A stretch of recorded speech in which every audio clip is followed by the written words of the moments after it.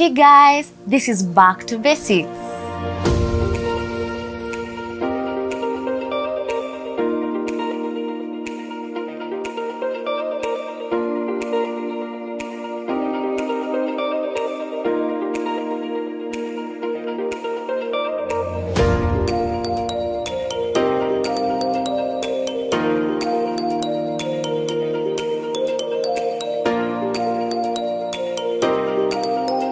So today we're going to talk about relationships, and we're going to basics. We're going to talk about boundaries. We're going to talk about healthy relationships. So welcome. So guys, let me ask you a question.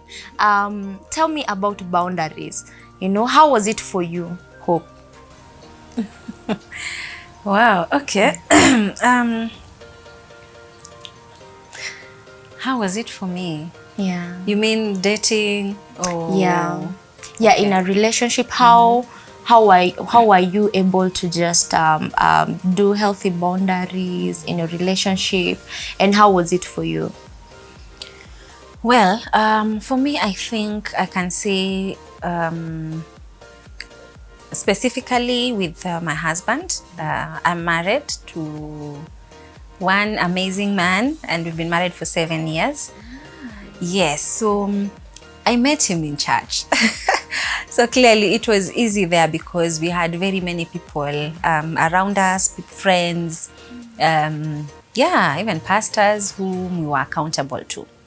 So I think it was, I can say, it helped us build our relationship and even set boundaries. So yeah, I can say it really helped. It really helped having those close friends whom you share the same values with. I think I can ask this question. When it comes to boundaries, what is needed? Maybe I can ask you, Dogzi, how is it for you to just create healthy boundaries with other men out there? Yeah, so for me, because I'm single, so I actually even create boundaries with even sometimes my male friends. Because sometimes even those friendships, you can start crossing lines. So like personally, what I do, I limit late night calls. As in with my male friends, after 9, I don't, because sometimes I know we'll start talking for 1 hour, 2 hours. Next time it's midnight, and you know what you're talking about. So I think I also create boundaries based on the people I'm interacting with. So if I'm dating someone, the boundaries will be different because I'll be now physically attracted to that person. So there's some things, we won't watch a movie when we're close to each other because the heat, we don't want there to start feeling some other things there. But yeah, so my boundaries are dependent on the relationship. With my male friends or just friends, there's some conversations we won't have, and then there's some times we would talk. And I also sometimes limit what they share, especially if maybe I have a friend who's married. I don't want them to start telling me about them and their wife when they're having issues, because I don't want him now to look at me as like, if she was like you, no. So I actually limit that, yeah. So I think it's based on the relationship, different relationships, different boundaries, yeah. Wow. So to ask a question, so we usually have inner circle of friends. So to ask that question, because you're talking about boundaries, do you have inner circle friends who are men?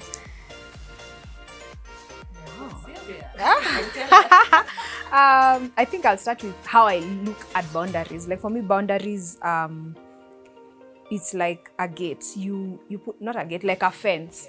You want to protect that which is inside because it's valuable and precious. But also figuring out that there are times you need to let things out. If there is toxicity happening in your life, letting it in, keeping it there is just going to blow up. So also finding a way to let out and also something to let in. And when I think about inner circle male friends, I think for now I'd say now that I'm married, my husband is one of those in the inner circle. But when I was single, I preferred not to. Because there is inner circle is they know you the way you are. Like they know everything about you. And sometimes because it's friendship that's growing. If there's a guy in that inner circle and maybe he's not my boyfriend, and I'm not considering, I feel like that is a relation. We'll just be vulnerable to each other to no extent in that sense. So I choose to, okay, if this person is in this inner circle, they are heading somewhere. They are either my boyfriend or my husband. But if it's not heading anywhere, I prefer to have ladies. How do you define a healthy relationship and an unhealthy relationship? You know, maybe we can start with you, Hope. For me, I think a healthy relationship is one where there is mutual respect between the two of you, or between you and the other people. And yeah, you share the same values. I think values for me are so important, you know, because if your friends, for example, believe in a different kind of having fun. For example, you don't go clubbing and they believe every Friday they have to be out there, then at some point, I feel like you will have friction. So I think it's good to have those kind of friends where you share the same interests, you share the same values, and yeah, that respect also I think is very key. Yes. So for me, I think those two make a healthy relationship. Okay. For me, I think healthy is where I can be myself. You know, there's some people who I actually can't be myself with. Like, I can't be just who I am. Like, maybe if I'm bubbly, if I have these certain traits, you know, I go to maybe certain places, I have to act a certain way, trying to size the room. But now with my friends, and now, because that's the relationships I'm in now, my friends and my family, I'm myself. And I know that's a healthy relationship. But when I have to change myself or act a certain manner with someone, or if maybe I'm dating a guy and then he's like, no, that's too much, you're too much. You talk, I know that's unhealthy, because they'll keep wanting me to minimize myself and kill myself. So that can even affect your self-esteem. So I think one of the keys of a healthy relationship, are you being yourself in that relationship? Yeah. I think to add would be, is it two-way? Because you have friends that, okay, let me call them friends. You have friends where you're the one checking up, calling, texting, making the initiative, showing up. But then when it comes to you, they may not show up as much. They may not put the effort in the relationship. And even when you have a friction, they are willing to up and go or willing to be silent. So I feel like that's not healthy in that way. And it's okay to have those people on your outer circle of friends, like after the inner ones, because it's okay. But if it's the inner one healthy relationship, I think it's two-way, because we give and we receive. Yeah. Yeah, and I love the fact that you've said about just giving it in two ways, because I have a feeling that when you are just giving, you get drained a lot. And not only that, I feel like it is also a healthy relationship is sacrificial. Like, you have to sacrifice. You know, there are those people who say, hey, me, I'm not for texting, you know, but all the time you're the one checking up on them. But you're like, okay, so just sacrifice, and then we just talk about it. So that's really interesting. Anything else you need to add? I think also in relationships, and this goes for all kind of relationships, whether it's with your girlfriends, with male friends, with family. I think one of the fundamental things that we have to think about is, what am I getting and what am I giving? So understanding what your expectations, let me call it that, you know. So what are your expectations in that? I know it's family, you're thinking it's my family, but even with family, there are expectations. For example, as a mother, my children expect me to teach them, to provide for them, you know. My husband expects me to be faithful to him, to respect and honor him. So I think it's good to know those expectations, because I think many relationships are hurt by expectations, which are either unspoken or they are too high that someone can't reach. And the funny thing is, especially for us women, we assume many things. You can be in a friendship with someone, they're expecting you to show up in a certain way. They have this picture in their minds that, you know, my friend needs to buy me a gift, a big gift on my birthday. And you're thinking, I think calling you is good enough. So I feel it's good to have those expectations just voiced out.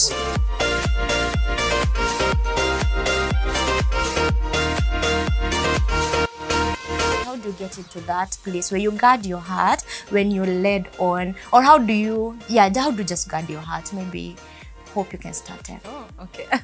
For me, I see you, Ruth.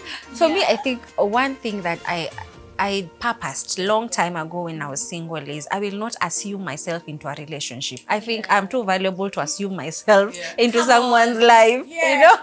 Yeah. And I believe they say men know what they want from a woman instantly. I don't know how true that is, but I think for women, you also know a few times after meeting someone, you already know how far it's going, So it's good to know from the word go, what kind of a relationship are you in with this person?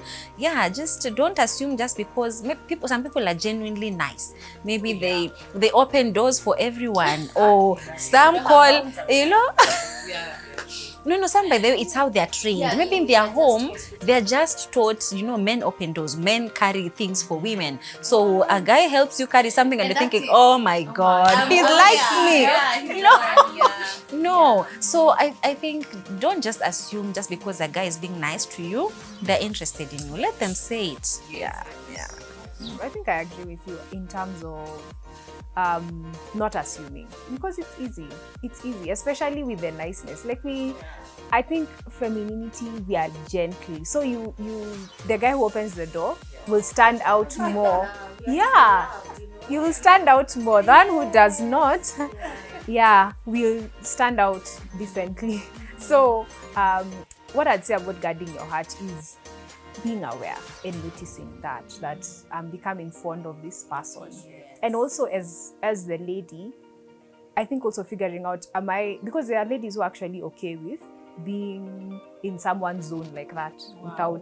without it's possible, because yes, enjoying the attention without commitment. Because the commitment, they're choosing to be in a relationship with this guy means all the drama of it's you, we need to fix this. But then if it's just I like you and you like me and it's fine like that, someone is okay with that.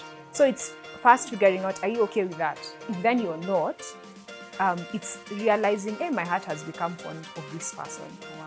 And then sitting down, I would go for, I love journaling. So sitting down with yourself and realizing, I am fond of this guy because of this, this, and this. Is this something I'm intentional about pursuing? And then I'm for the ones go and ask. Define the relationship. Not asking to be your boyfriend, but what's happening here? Especially if it's after some time, because you could as well have been assuming that this guy likes me and he doesn't, and he's not there. So yes, that is difficult. You gather all the courage you can for those that is. For others are just bold.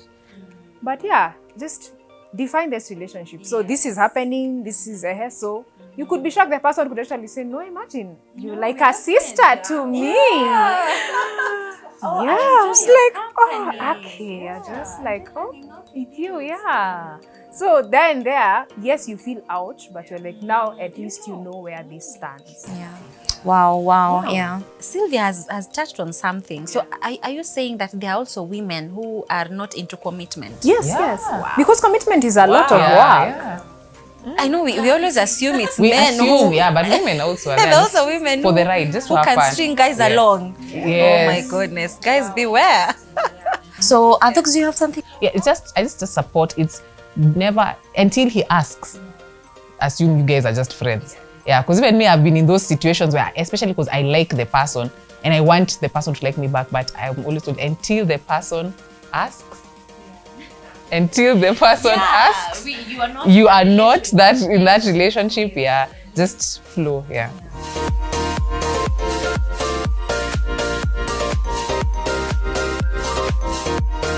Or how do you package yourself out there without showing that you're desperate for a relationship?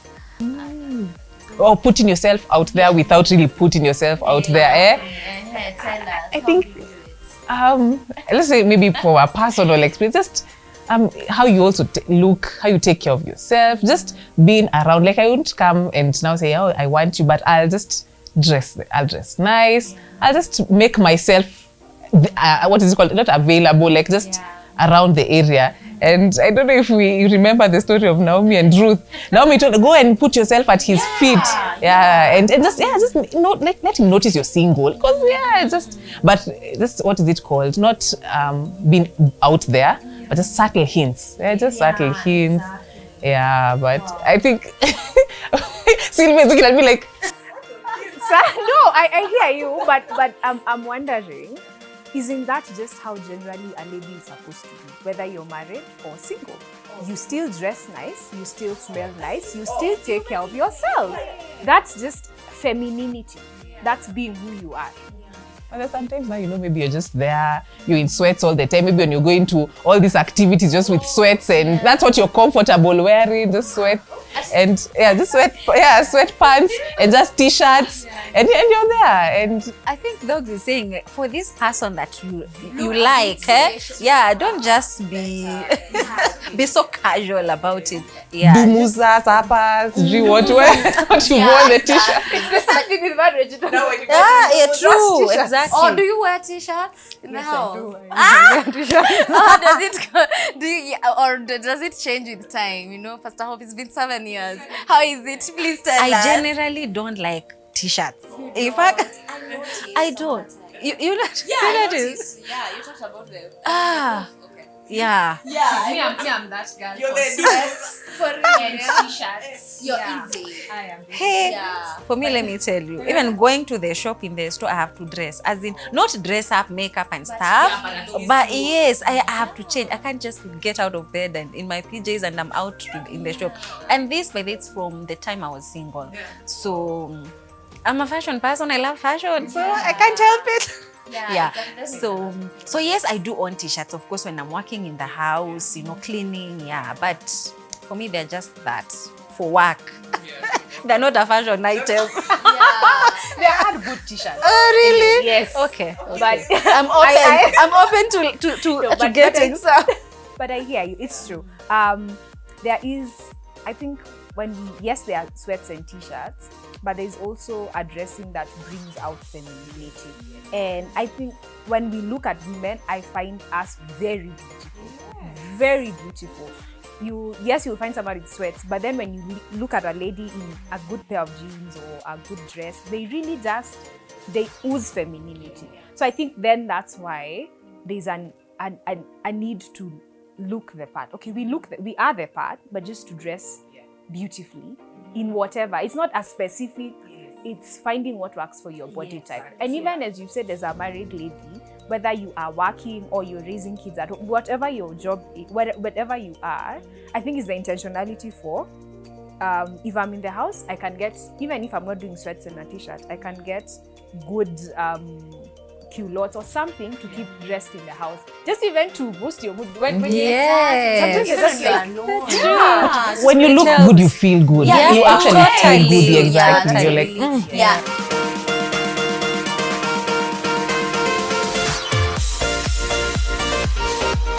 How did you meet Mr. Y? I knew you would get there. Mr. Y. How did you meet him? Please. Yes. Oh, wow. As I mentioned, we met in church. Wow. Can you imagine? Yeah, so... no, you can meet a good guy anywhere. Okay. Yeah, that's what I wanted to hear. I just wanted to know. Are we just meeting men in church? No. What's just up? Like, he was working in church, so I mean, it's just like meeting a guy at your workplace. That was his workplace, so that's where I met him. Yes, yeah. So, Ruth. So yes. Wow. I decided this particular day, there was just a push to go and pray in church. I'd never done that before, but on a weekday. Yeah. So I showed up and this guys, he was in media then. He was doing some media work and they were doing some recordings. So some guys who were to come and record had not shown up. So I happened to be there and one of the gentlemen came and talked to me. Like, okay, we need to shoot something and we don't have enough guys. So can you please come and do a shoot? I was like, fine, cool. Yeah, so I told him, fine, you guys, since you have more people, let me go find a spot where I can pray a bit. When you're ready, I'll be there. So I went to pray. Then this gentleman came and opened the door. I found like a room somewhere, a room. And he came, opened the door. And I usually tell him, you had the audacity to actually talk to me. So I was praying, but he didn't lock the door and go. He actually talked to me. And told me, so we need guys to shoot. I was like, yeah, talk to your friend. So he left. And as he said, the rest is history. So we talked after that. I realized, he's someone I liked because of his love for God. Many things. What else? His love for God was number one.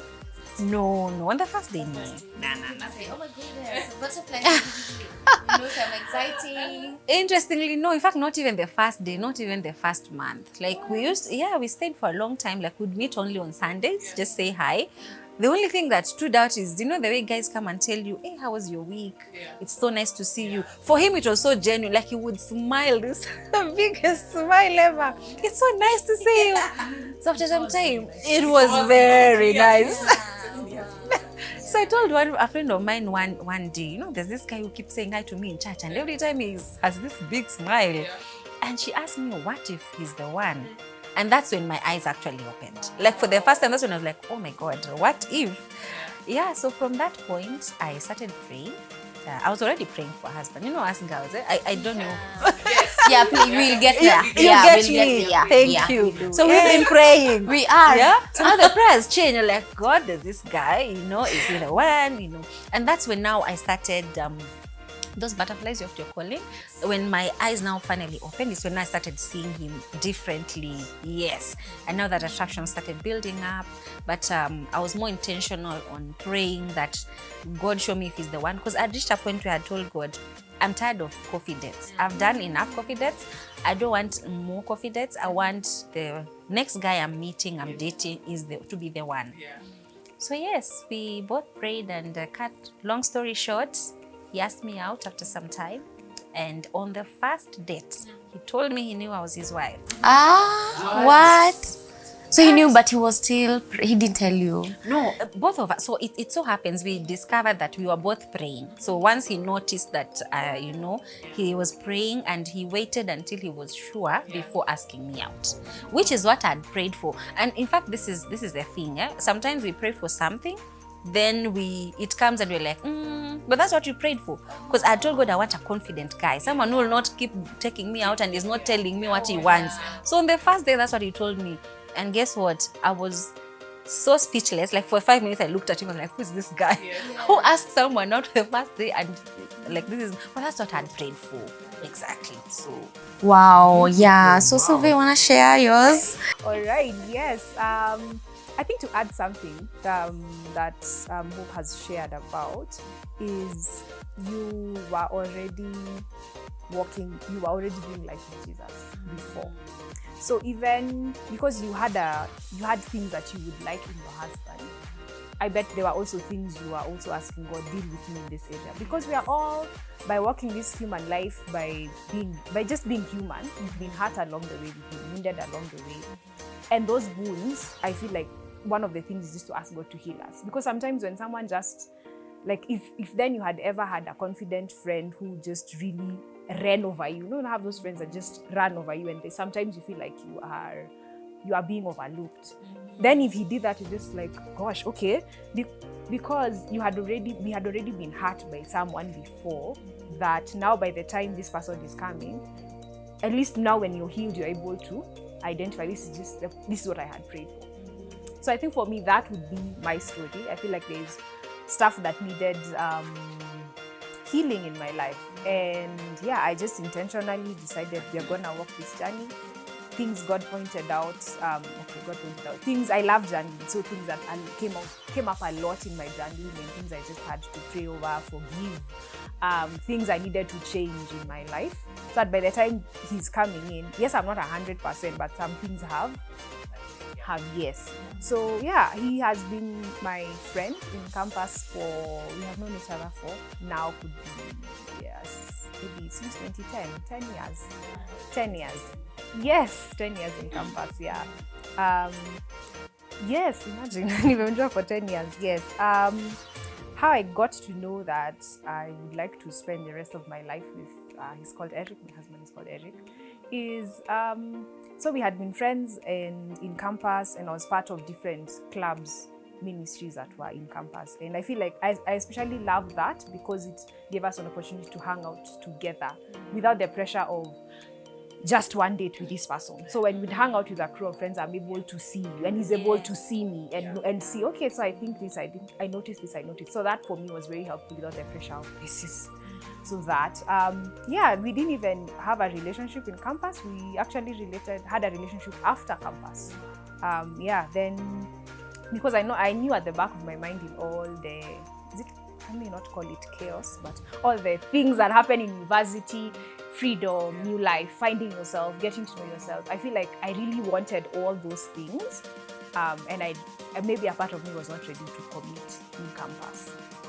So we were just friends. We just kept on being friends. And then after, at the back of my mind, I think I already knew that if he asked me, he was serious, that this would be for real.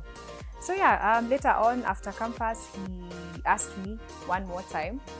Then I was like, okay, because I'm actually going to consider. So I went as I journal. And he's like, so you've been praying for 2 things. By then, my list had shortened to 2 things. Oh, the list. The list. The list.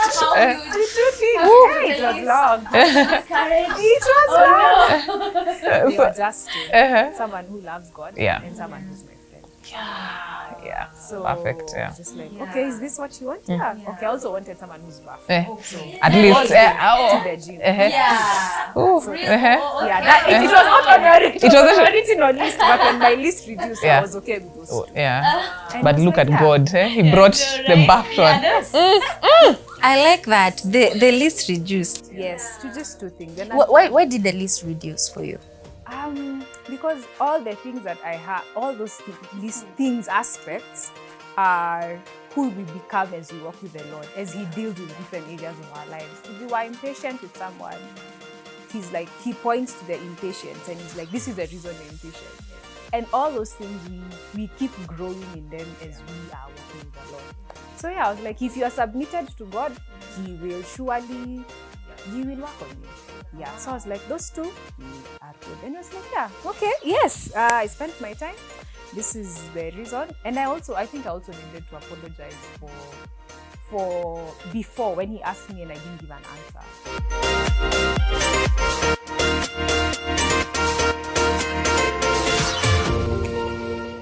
And maybe to summarize this on you, Dogsy, again, how's the weight for you? Hey, it has its ups and its downs. It has its highs and its lows. There's sometimes I'm like, what is this? People struggle. Then there's sometimes you're like, ah. And when you do that, I am honest with God and I tell God, these are feelings you gave me. And these are feelings that now I have. So you tell me how to do this. As in, because I'm feeling some things. And, the only thing that can quench these feelings is that thing. But now help me work on myself. And for sure, sometimes we take God as this person who we can't even be honest with and say you're struggling with something. I just tell him, I'm feeling this way and help me. And it does work, because now once you start talking to me, like, you talk it out. And then I also have some close friends who so that comes to accountability. I have close friends who I say and they're like, okay, stop that. And we are that to each other. And this journey, it'll have highs and lows. It doesn't mean that every time you'll feel like you want to engage in sex. It doesn't mean that you'll always be in a low or you'll always be in a high, but it's just a journey that you take a day, and then I say a day at a time. If today you finish today, tomorrow, and those are feelings. God gave you those feelings, and feelings will come, but how do you manage them? And if it's that serious, go and have a cold shower. If it's that bad, have a cold shower. Go for a jog, as in, do something,